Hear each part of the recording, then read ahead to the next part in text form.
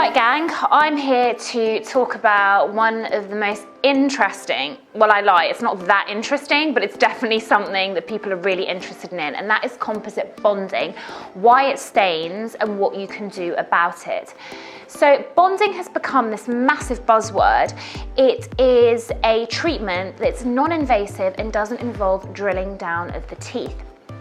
Now, a lot of people have loved this idea because they think, okay, wonderful, it's this reversible treatment, I can get it done, and if I want it removed later on, I can. Is this true or false? A bit of both really, but again, I'm gonna remind you, subscribe and like to the channel because I'm not gonna tell you any more information if I don't have lots of people behind me helping me do this, I can help other people.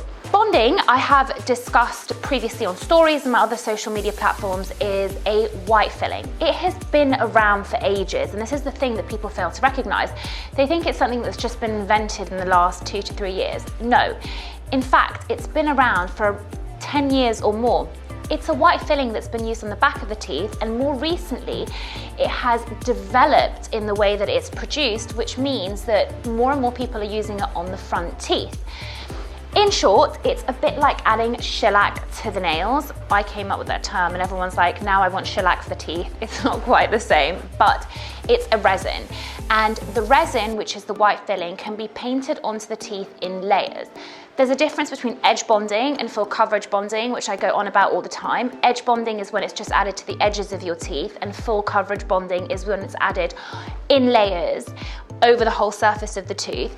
If you go to some more advanced dentists, they can actually do things like incorporate really natural features into the teeth, adding a little bit of translucency on the edges of the teeth, or creating what we call line angles where the light hits the teeth in different ways.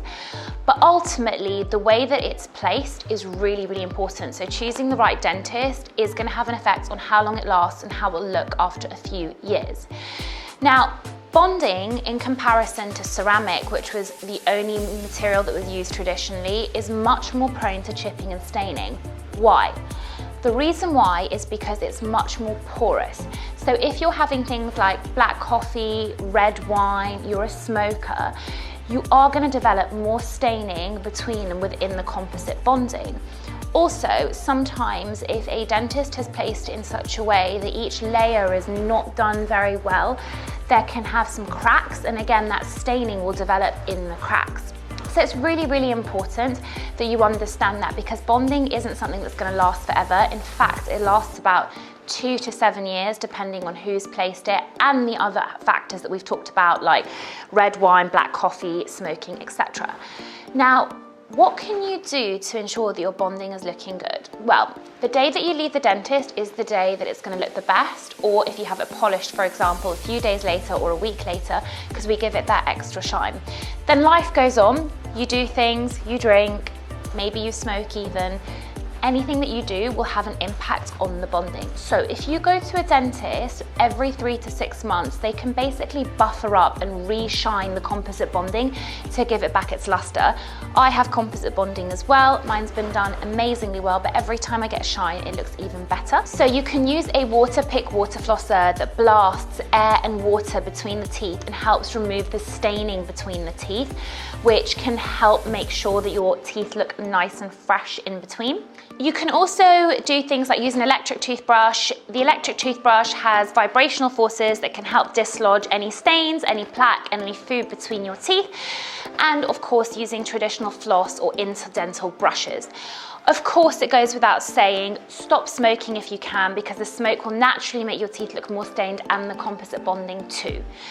Composite bonding that's done on the edges, I just want to caveat, is much easier to maintain than if it covers the whole surface of the tooth, and your gums have to be absolutely pristine because the resin can actually attract more plaque, and therefore you can get gum disease, and that can happen in some cases.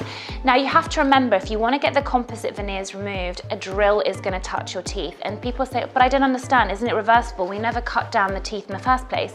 Yeah, you didn't cut down the teeth in the first place, but if you get acrylic or shellac done to your nails, you're going to use a machine that's going to remove the acrylic or the shellac, and of course if you get the composite bonding removed, something's going to touch your teeth, and the teeth would have been prepared to accommodate for the composite bonding. So that's just a little disclaimer there. But if you look after it really well, there's no reason why it can't last you for years. And then if you want to upgrade to porcelain later on, of course you can, which means that it's going to be more resistant to staining and more resistant to breaking and cracking. But of course, if you break a porcelain veneer, you have to replace the whole thing, whereas composite bonding can be added to. So I hope that's helped you guys understand a little bit better. You can't completely avoid stains, but you can help prevent it by ensuring that you have really good oral hygiene at home with the water pick, water flosser, electric toothbrush, interdental aids, but also stopping smoking and ensuring that you don't have a super crazy colourful diet and thinking turmeric lattes every single day can definitely wreak havoc on the colour of your composite bonding. So I hope that helps. As always, don't forget to subscribe and like to my channel, and I can't wait to see you guys next week.